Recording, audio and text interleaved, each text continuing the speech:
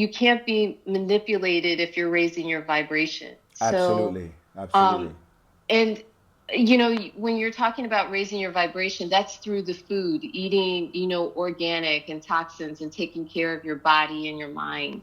Is that what you mean in terms of, It's not just the food, um, but yeah, the food is a very prominent part of it because people eat too much for a start. They eat every day. They eat yeah, things. So yeah, so the food is part of that, but it's not just the food. It's yeah, your thoughts, your intentions. It's the clothes you wear. It's yeah, the environments that you're in. It's the music you listen to.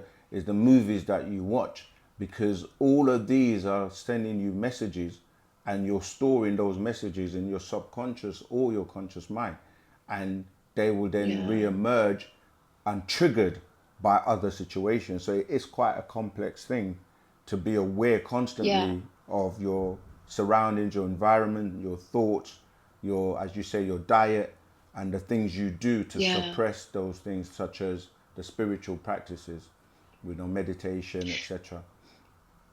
Well, yes. And, Dr. York talked about, I'm reading The Science of Healing right now. But I've read other books where I've heard that he had to withdraw from the world. And I understand that in the sense where, like you said, it's very complex. You almost find yourself having to withdraw from literally everything when you realize how the sixth ether, um, Forces are. systematically, Yeah. yeah, forces created this dynamic where it's like, everything, the music, I find myself just going into the woods where, if I'm doing a retreat or something where I feel like I'm not inundated with so much. Tour. Yeah. But it is a challenge. Yeah, and that's why you have to kind of like get back in tune with nature, and that's what you're doing because the vibration of nature is a healing. You're reading science of the healing, science of healing, so it talks about the green Yeah. light, and you look around you Yes. in that wood environment. Nature is green, and it's that Yeah. energy that you need.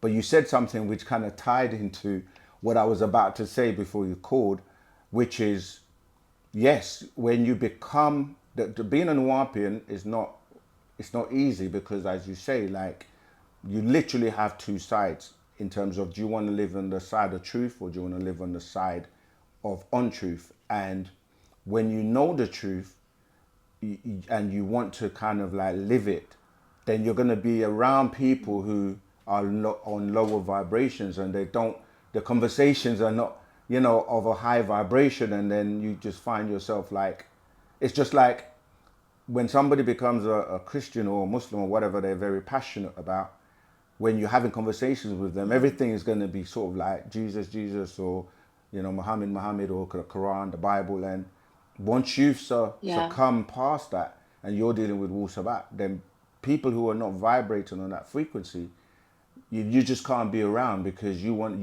to feed your soul. You want to have high level conversations. You want to have things that are feeding your being in a positive way. So Yeah. you will find that Yeah. you start to like shed people that are pulling you away from Yeah. being the being that you're aspiring to be. So that is also normal. Yeah. Yeah.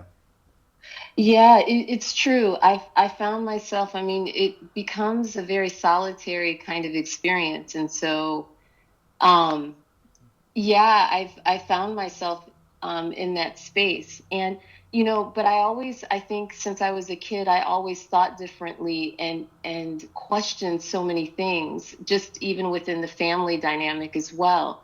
Um, which leads me to a question about identification.